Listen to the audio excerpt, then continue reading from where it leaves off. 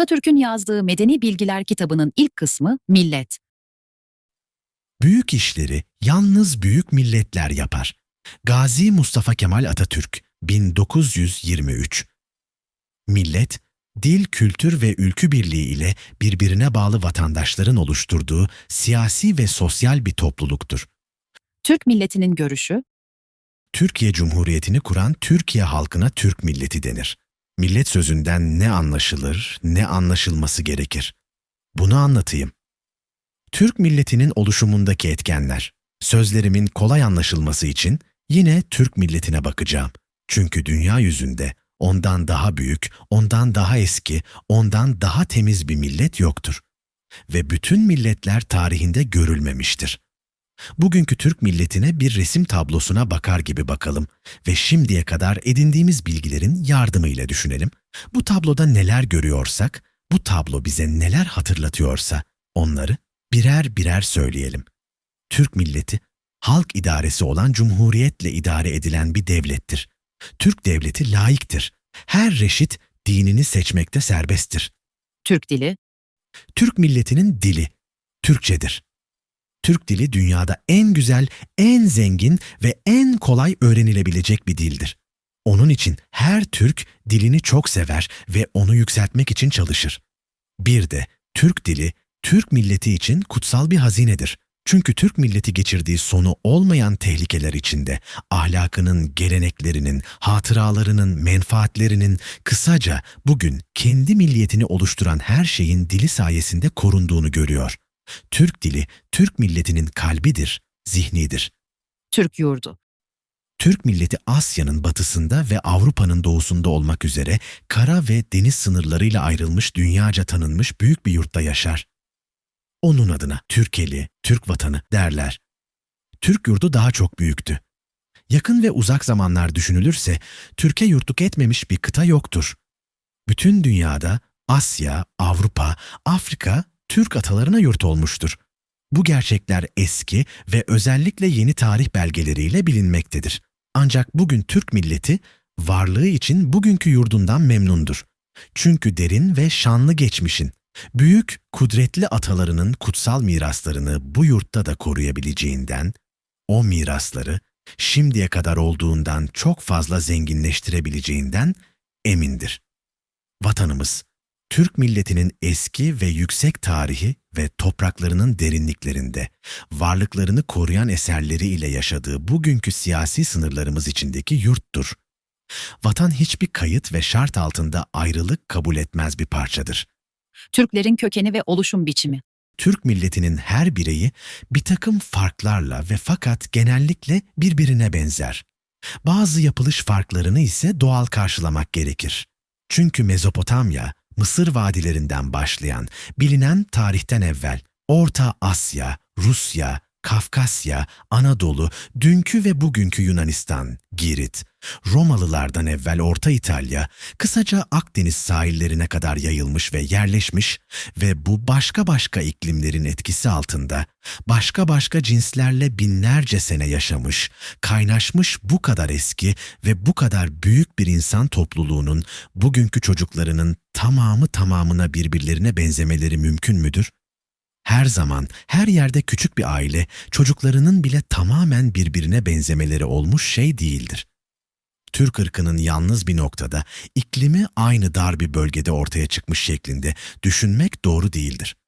Türk ırkı yukarıda söylediğimiz gibi çok büyük bir sahada yaşamış ailelerin birleşerek sop, klan ve sopların birleşerek boy, kabile ve boylan birleşerek öz, aşiret ve özlerin de birleşerek siyasi bir topluluk olan el, Medine ve en nihayet erlerin bir merkezde birleşmeleriyle büyük bir topluluk meydana getirmiştir. ahlak hakkında görüş, Türklerin aşağı yukarı hep ahlakları birbirine benzer.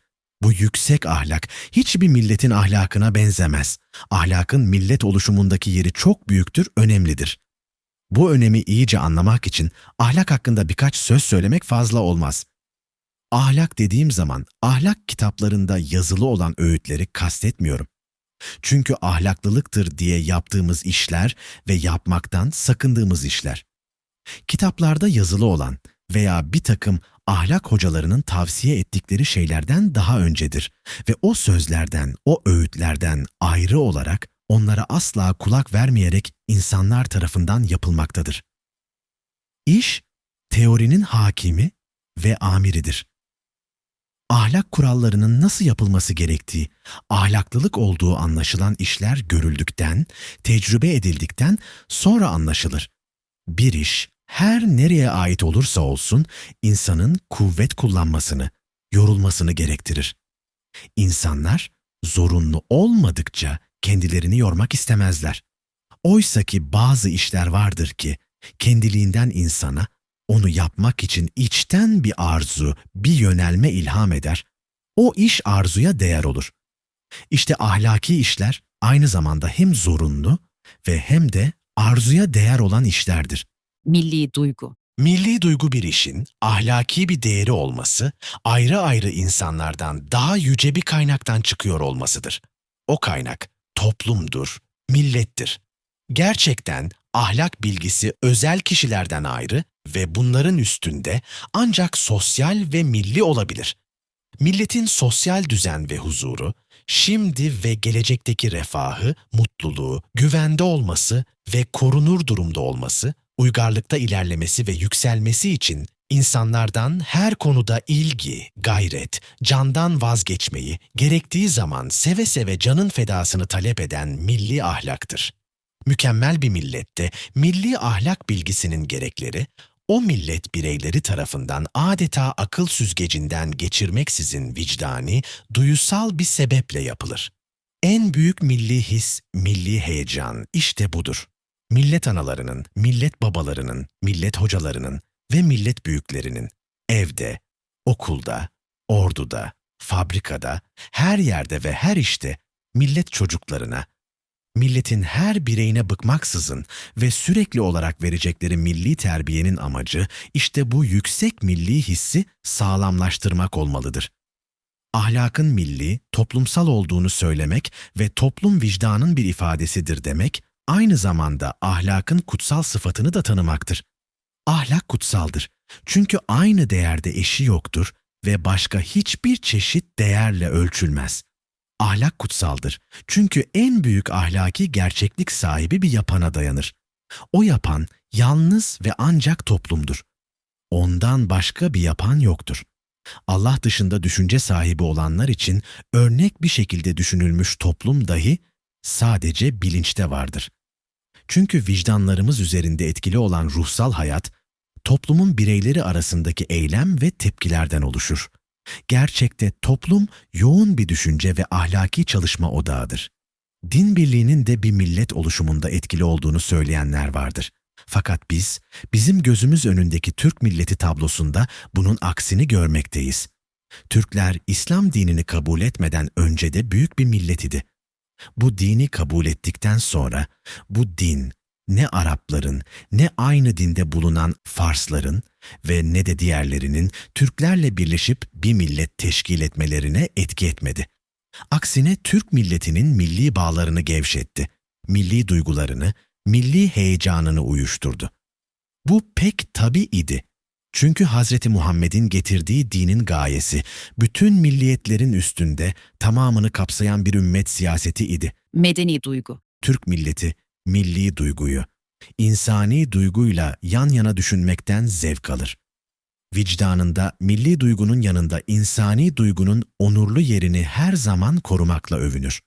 Çünkü Türk milleti bilir ki, bugün uygarlığın ilerlemesinde bağımsız ve ancak kendileriyle eşit yürüdüğü tüm uygar milletlerle karşılıklı insani ve medeni ilişki, elbette gelişmemize devam için gereklidir ve yine bilinmektedir ki, Türk milleti her uygar millet gibi, geçmişin bütün dönemlerinde icatlarıyla, buluşlarıyla medeni dünyaya hizmet etmiş insanların, milletlerin değerini takdir ve hatıralarını saygıyla korur. Türk milleti, insanlık aleminin samimi bir ailesidir. Bütün bu söylediklerimizi kısa bir çerçeve içine sokmak istersek, şöyle diyebiliriz. Türk milletinin kökleşmesinde etkili olduğu görülen doğal ve tarihi gerçekler şunlardır. Siyasi varlıkta birlik, dil birliği, yurt birliği, ırk ve köken birliği. Tarihi yakınlık, ahlaki yakınlık. Diğer milletlerin oluşum şekilleri. Türk milletinin oluşumunda var olan bu şartların hepsi birden diğer milletlerde yok gibidir. Daha genel bir tarif yapabilmek için diyelim ki, bir topluma millet diyebilmek için bu şartların aynı zamanda tamamen veya kısmen bir arada bulunması gerekir. Bütün milletler tamamen aynı şartlar altında oluşmamış olduklarına göre Türk milletinde yaptığımız gibi diğer her millet ayrı olarak düşünülmedikçe milliyet düşüncesini genel ve bilimsel olarak tanımlamak güçtür. Çünkü tespit ettiğimiz koşullar insanların millet halinde oluşumuna genellikle yardım etmişlerdir. Ancak bu şekil oluşumdan başka, sanki bu koşulların etkisini dikkate almayan millet oluşumları da vardır. Örneğin İngilizler ile Kuzey Amerikalılar aynı dili konuştukları halde ayrı ayrı milletlerdir. Güney Amerika'da beyaz ırkla kırmızı derili insanlar dirsek, dirseğe yaşayan Amerikalılardır. Bugün büyük çağdaş milletlerden olan Fransızların, İngilizlerin, çeşitli ırkların çaprazlama sonucu olduğu bilinmektedir. Millet oluşumunda toprağın önemini büsbütün reddedenler vardır. Bu düşüncede bulunanlar, toprak sadece çalışma ve uğraşma alanıdır diyorlar. Şimdi bu noktaya dikkat edelim. Fransızlarla İngilizler arasındaki savaşlar her iki millette milliyet bağlarını kuvvetlendirdi. Alman milliyeti, Napolyon'a karşı savaşlardan, İspanya milliyeti, Mağribilerle mücadelelerden doğdu. Eski küçük Yunan hükümetleri İranlılara karşılık vermek için birleştikten sonra Yunan milliyeti başlar. Türklerin her şeye rağmen bütün çağlarda millet, dayanışma ve bağlarının korunmuş kalması sadece sürekli savaş halinde bulunmasındandır. Son inkılap yıllarında birliğin doğmasında kuvvetin ve savaş halinde bulunmanın etkisi önemlidir. Bu bilgiye göre savaş ırkların birleşmesinde en kuvvetli etkendir. Millet neye derler? Sorusuna bugünkü, çağdaş görüşlere uygun ilmi bir tanım yapabilmek için yürüttüğümüz tartışmayı yeterli görelim. O nun üzerinde bir an durup düşünelim. Bugün Türkiye Cumhuriyeti'ni kurmuş olan Türk milletini incelerken bulduğumuz koşulları tekrar gözden geçirelim a. Siyasi varlığımızın dışında başka ellerde, başka siyasi topluluklarla isteyerek veya istemeyerek kader ortaklığı yapmış, bizimle dil, ırk, köken birliğine sahip ve hatta yakın uzak tarih ve ahlak yakınlığı görülen Türk toplulukları vardır. Tarihin bir olayının sonucu olan bu durum, Türk milleti için acıklı bir hatıradır. Fakat Türk milletinin tarihi ve ilmi olarak oluşumundaki asalete, dayanışmaya asla zarar vermez. B. Bugünkü Türk milleti siyasi ve sosyal topluluğu içinde kendilerine Kürtlük fikri, Çerkezlik fikri ve hatta Lazlık fikri veya Boşnaklık fikri propaganda edilmek istenmiş vatandaş ve millettaşlarımız vardır. Ancak geçmişin zorba dönem ürünü olan bu yanlış adlandırmalar, birkaç düşman aleti, gerici beyinsizden başka hiçbir millet bireyi üzerinde üzüntüden başka bir etki yaratmamıştır.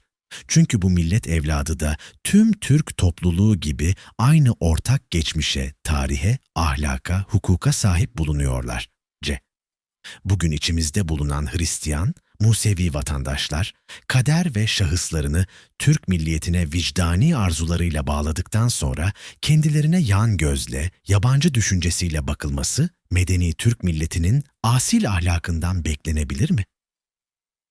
Milletin genel tanımı, Bundan sonra ortak milli düşüncenin, ahlakın, duygunun, heyecanın hatıra ve geleneklerinin millet bireylerinde meydana gelmesini ve kökleşmesini sağlayan ortak geçmişin, birlikte yapılmış tarihin, vicdanları ve zihinleri doğrudan doğruya birleştiren ortak dilin, milletlerin oluşumunda en önemli etkenler olduğunu bir kez daha kaydettikten sonra millet hakkında ikinci derecede öğeleri dikkate almayarak mümkün olduğu kadar her millete uyabilecek bir tanımı biz de alalım. A. Zengin bir geçmiş mirasına sahip bulunan. B. Birlikte yaşamak konusunda ortak arzu ve kabulde samimi, içten olan. C. Ve sahip olunan mirasın korunmasına birlikte devam konusunda iradeleri ortak olan insanların birleşmesinden meydana gelen topluluğa millet adı verilir. Bu tanım incelenecek olunursa bir milleti oluşturan insanların bağlarındaki değer, kuvvet ve vicdan hürriyetiyle insani duyguya gösterilen saygı kendiliğinden anlaşılır. Gerçekte, geçmişten ortak zafer ve üzüntü mirası, gelecekte gerçekleştirilecek aynı program, birlikte sevinmiş olmak, birlikte aynı ümitleri beslemiş olmak. Bunlar elbette bugünün uygar düşüncesinde diğer her türlü şartların üstünde anlam ve içerik kazanır. Bir millet oluştuktan sonra bireylerinin devlet hayatında, ekonomik ve düşünce hayatında ortak çalışması sayesinde meydana gelen milli kültürde şüphesiz milletin her bireyinin çalışma pay ve katılım hakkı vardır. Buna göre bir kültürden olan insanlardan oluşmuş topluluğa millet denir, dersek milletin en kısa tanımını yapmış oluruz. Bundan önce tespit ettiğimiz tanımdan esinlenerek diyebiliriz ki, milliyet meselesi bireysel ve ortak hürriyet meselesidir. O halde meseleyi ilke halinde ifade edelim. Milliyet ilkesi, Milliyet ilkesi bir milletin diğer milletlere kıyasla doğal veya kazanılmış özel karakterler sahibi olması, diğer milletlerden farklı bir organizma oluşturması, çoğunlukla onlardan ayrı olarak onlara paralel gelişmeye emek vermesi durumuna milliyet ilkesi denir. Bu ilkeye göre her birey ve her millet kendi hakkında iyi niyet, topraklarına bizzat kayıtsız sahip çıkmayı talep etmek hakkına ve hürriyetine sahiptir. Bu genel kural bize hangi milletlerin hür, hangilerinin hürriyetinden şu veya bu şekilde yoksun olduklarını, yani millet adını taşımaya layık olmadıklarını kolaylıkla gösterir. Türk milliyetçiliği, Türk milliyetçiliği, ilerleme ve gelişme yolunda ve uluslararası görüşme ve ilişkilerde bütün çağdaş milletlere paralel ve onlarla aynı uyumda bir ahenkte yürümekle birlikte Türk toplumunun özel yaratılışını ve başlı başına bağımsız kimliğini korunmuş tutmaktır. Bilmeli ki milli benliğini bilmeyen milletler başka milletlerin avıdır. Gazi Mustafa Kemal Atatürk 1923